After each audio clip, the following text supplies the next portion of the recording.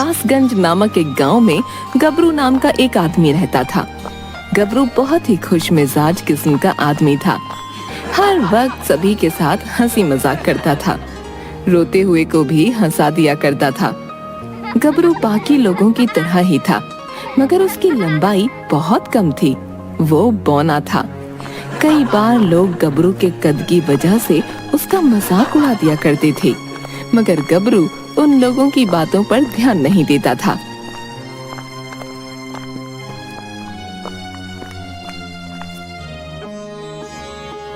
अरे भाइयों, तुम सभी यहाँ चाय पीने आते हो या लड़ाई करने आते हो हैं?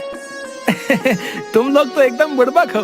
रुको, अभी हम तुम लोगों को हंसाता हूँ। हाँ, तुम सभी लड़ना तो एकदम बंद ही कर दो, वो भी अभी के अभी। क्या रे गबरुआ, हैं? कैसन हो? तुम्हारा ही इंतजार कर रहे थे हम। अब तनिक कछु मस्त सा सुनाए दो। इस सब का शांत करवाई के खातिर दिमाग का दही हुई गवाह है। अरे भैया जी, काहे परेशान होते हैं? अब आपका गबरुआ आ गया है ना, पी लीजिए गबरू की तरफ से एकदम तड़कता फड़कता शानदार चुटकुला। तो एक बार की बात है, एक पत्नी अपने पति से कहती है कि अजी सुनते हो, पड़ोस वाली मीना की बेटी को 100 में से 99 नंबर मिले हैं। इस पर पति पूछता है, अच्छा फिर एक नंबर कहाँ गया? ई सुन पत्नी कहती है कि वो एक नंबर अपना चिंटुआ लेकर आया है।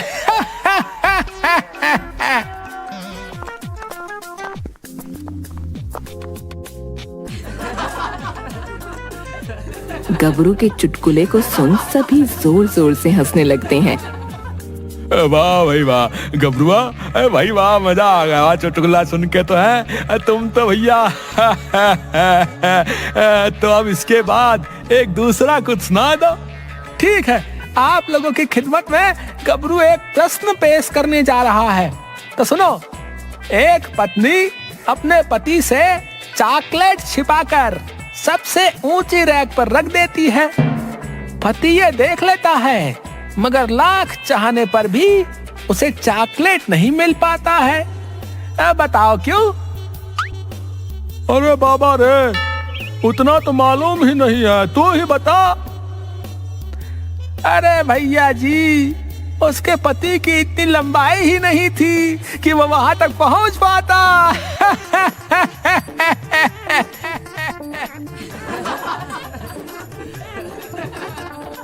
ओहो, मतलब वो तेरी तरह बौना था।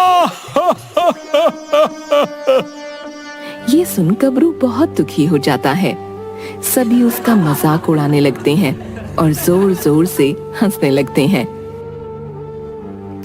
अच्छा ठीक है, अब हम चलते हैं। क्या रे गबरू, तू भी ना जैसा खुद है वैसा प्रश्न करता है।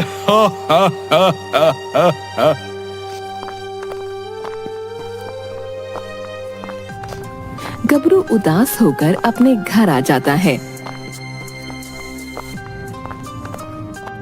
मैं हमेशा गांव वालों के मजाक को मजाक ही लेता हूँ, मगर ये सभी हर वक्त मेरे कद का मजाक बना देते हैं। खैर छोड़ो, इन सब बातों पर ध्यान देने से अच्छा है मैं कोई और काम कर लेता हूँ।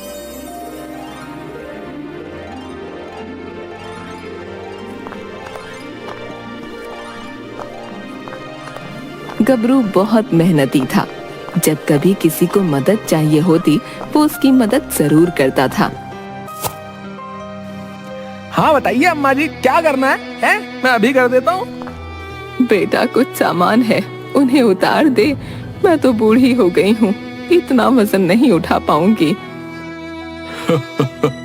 अरे अम्मा जी, आप नहीं उठा पाएंगी तो आपको क्या लगता है इससे वो काम हो जाएगा? इसका कद देखिए, ये तो वहां तक पहुंच भी नहीं पाएगा, सामान क्या उतारेगा? भाई बुरा मत मानना, मैं तो बस सच कह रहा हूँ। ठीक है, अगर मैं नहीं कर पाऊंगा तो आप ही अम्मा जी की मदद कर दीजिए। हाँ हाँ, क्यों नहीं। चलिए अम्मा जी, बताइए कहाँ से सामान उतारना है?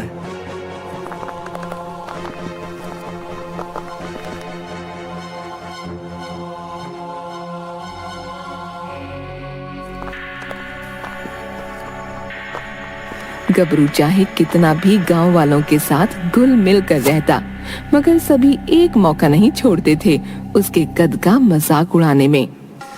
गांव वालों के ऐसे व्यवहार के कारण अब गबरू उनसे कट कट कर रहने लगा। उन सभी से बहुत कम ही मुलाकात करता और चाय पीने भी कम जाने लगा।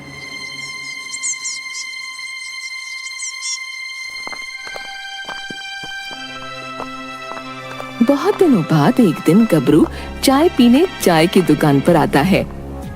अरे गबरू, तू भाई आजकल कहाँ है? कहीं नजर नहीं आ रहा है भाई। क्या हुआ? तेरे सारे चुटकुले अब खत्म हो गए क्या है? हाँ, अब नए चुटकुले सीख रहा होगा। चल आज सुना दे एक बढ़िया सा चुटकुला है। नहीं, मेरा मन नहीं है, मैं जा ही रहा हूँ, आप लोग बैठिए। अरे गबरू, रुक तो जरा। इतनी भी क्या जल्दी है? थोड़ी देर हमसे बात तो कर ले। कौन सा तू देश का प्रधानमंत्री है जो तुझे जरा भी फुर्सत नहीं है? गबरू थोड़ी देर वहीं रुक जाता है। अरे भाइयों, क्या बताएं, कल मुन्ना हमसे पूछ रहा था सबसे लंबा जानवर कौन है। उसका उत्तर क्या बताता? हमको तो इस बात का अंदाजा ही नहीं था। बोल दिया कल बताऊंगा। अब तुम ही लोग बताओ, सबसे लंबा जानवर कौन है? ना भाई ना, हमें तो ना पता। इतना पढ़ा लिखा होता तो यहाँ क्या करता है? और गबरुआ, तुझे पता है सबसे लंबा जानवर कौन है? अरे मोरी मैया, माफ करना, तुझे तो तेरी कद के हिसाब से सबसे छोटा जानवर पता होगा। ये सुनकर गबरू वापस दुखी हो जाता है। मैं जा रहा हूँ यहाँ से। और हाँ, सबसे बड़ा जानवर जिराफ होता है। इतना कहकर गबरू तुरंत वहाँ से उठता है और अपने घर आ जाता है। अब इनका बहुत ज्यादा हो रहा है। इतने दिनों बाद भी जा रहा हूँ, फिर भी मजाक उड़ाने का एक मौका नहीं छोड़ते। इन लोगों के साथ अच्छा रहकर कोई फायदा नहीं। अब मैं इनको सबक सिखा कर रहूंगा। गबरू सभी गांव वालों के घर चोरी करने की सोचता है।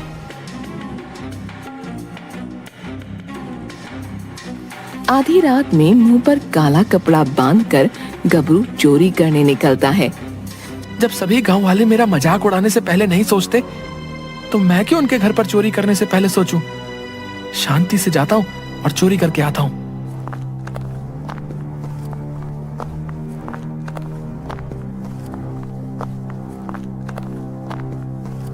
गबरू चुपके से एक घर में घुस जाता है। सभी सो रहे थे। गबरू धीरे धीरे सामान चुराता है और अपने झोले में रखता है और वहां से भाग जाता है।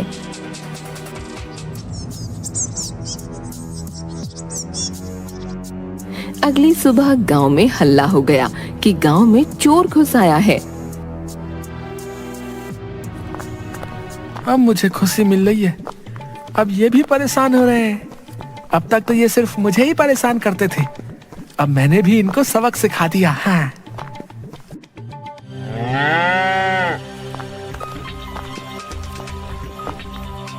गबरू चोरी किया सारा सामान लेकर शहर आता है।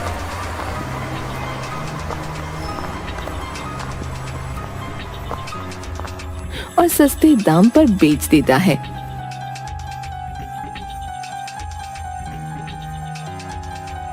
चलो, अब इन पैसों से आराम से कुछ दिन बैठकर खाऊंगा।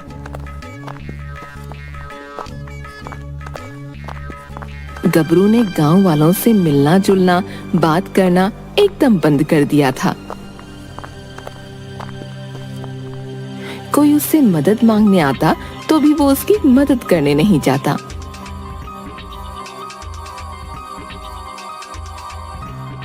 अब तक गबरू ने गांव के कई घरों में चोरी कर ली थी, मगर वो पकड़ा नहीं गया था। जब भी कोई आता तो छोटी कद होने के कारण वो कहीं भी छिप जाया करता था और कोई उसे पकड़ नहीं पाता था। मुझे पकड़ पाना इतना आसान नहीं, और इन गांव वालों के हाथ तो मैं कभी नहीं आने वाला। दिन प्रतिदिन गबरू चोरी करने के नए नए पैतरे सीखने लगा और एक मंझा हुआ चोर बन गया।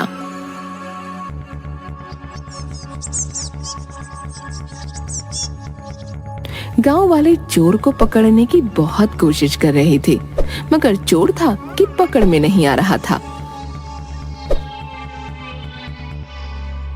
अरे ये हमार कासगंज को किसी की नजर लग गई है, जो हर घर में चोरियां हो रही हैं। राम राम, ये का हो रहा है? अब तो रातें जाग जाग कर बितानी पड़ रही हैं। सही कहा भैया, चोर बहुत शातिर है, लेकिन एक बात है, ज्यादातर तेज तर्रार बनने वालों के घर ही चोरियां हो रही हैं। क्या कहे तुम? चोरी तो चोरी है भैया। अरे मेरा कहना यह है कि कोई समझदार चोर है। हाँ अरे दुकान वाला सठिया गया है। चलो सरपंच जी के पास चलते हैं, वही कुछ उपाय बताएंगे। सब मिलकर सरपंच के यहाँ जाते हैं। मुखिया जी कुछ कीजिए, कासगंज अब रहने लायक नहीं लगता। चोरी चकारी बहुत बढ़ गई है। हाँ हरिया, सही बोला तुमने। हम लोग भी उसी विषय पर बात कर रहे हैं। जल्दी ही कोई ना कोई हल जरूर निकलेगा। सब चौकन्ने रहो बस। गबरू जहाँ रहता था वहीं पास में झींगा नाम का एक आदमी रहने आता है। झींगा भी गबरू से बात करने की कोशिश करता है, मगर गबरू उससे भी बात नहीं करता। अरे हम पड़ोसी हैं, अगर ये बात कर ही लेगा तो क्या हो जाएगा? पता नहीं कैसा आदमी है।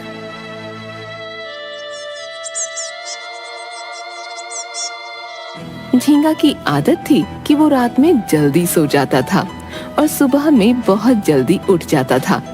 सुबह उठकर वो झाड़ू लगा रहा था, तभी वो देखता है कि गबरू एक झोले में कुछ सामान लेकर बहुत हड़बड़ी में आ रहा है। झींगा गबरू के पास जा ही रहा था, तभी गबरू अपने घर के अंदर चला गया और दरवाजा बंद कर लिया। ये इतनी सुबह इतना सामान लेकर हड़बड़ी में कहाँ से आ रहा है? झींगा वापस अपने काम में लग गया। कुछ घंटों बाद सभी गांव वाले उठे और शोर होने लगा।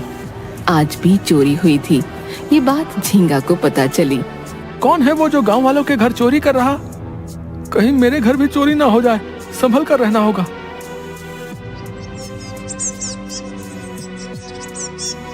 अगली सुबह भी झींगा गबरू को सुबह सुबह सामान लेकर हड़बड़ी में आते देखता है।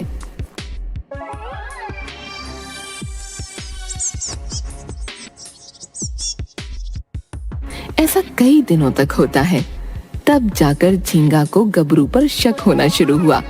ये हर रोज कुछ सामान लेकर हड़बड़ी में आता है और हर रोज गांव में चोरी भी हो रही है।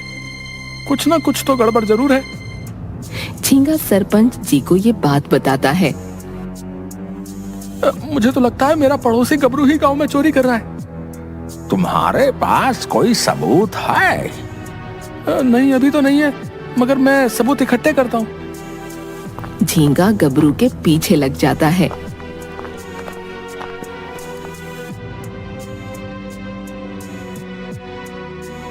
रात भर सोता नहीं और गबरू पर नजर रखता है। आधी रात में गबरू घर से बाहर आया। झींगा भी उसका पीछा करने लगा।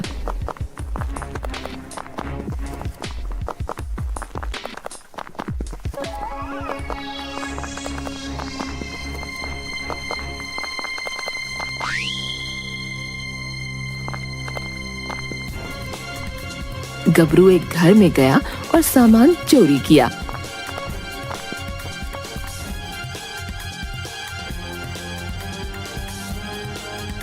फिर दूसरे घर में गया, चोरी की और सारा सामान लेकर अपने घर की ओर आने लगा।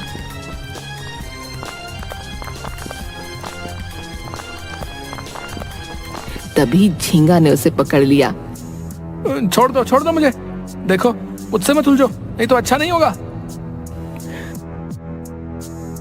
शोर सुनकर सभी गांव वाले इकट्ठा हुए। सरपंच भी आ गए। देखिए सरपंच जी, मेरा शक सही था, गबरू ही गांव में चोरी कर रहा था। झींगा गबरू के मुंह से काला कपड़ा हटाता है। गबरू को देख सभी हैरान रह जाते हैं और उसके हाथ से सारा सामान ले लेते हैं। गबरू, तुम तो बहुत अच्छे इंसान थे, मुझे तुमसे ये उम्मीद नहीं थी। हाँ सरपंच जी, आपने बिल्कुल सही कहा। मैं बहुत अच्छा इंसान था, मगर इन गांव वालन ने मुझे बहुत बुरा इंसान बनने पर मजबूर कर दिया। मैं मानता हूँ मेरा कद छोटा है, मैं बौना दिखता हूँ, मगर इसमें मेरी क्या गलती। सभी गांव वाले एक मौका नहीं छोड़ते थे मेरा मजाक उड़ाने का। मैं तो हमेशा इन्हें हंसाता था, इनकी मदद करता था, मगर ये तो हमेशा मेरे कद का मजाक उड़ाने में लगे रहते थे। मगर तुमने चोरी क्यों की? सरपंच जी, मैंने इन सभी से बदला लेने के लिए चोरी करना शुरू किया था। जितना इन लोगों ने मुझे परेशान किया था, उतना ही मैं भी इन्हें परेशान करना चाहता था।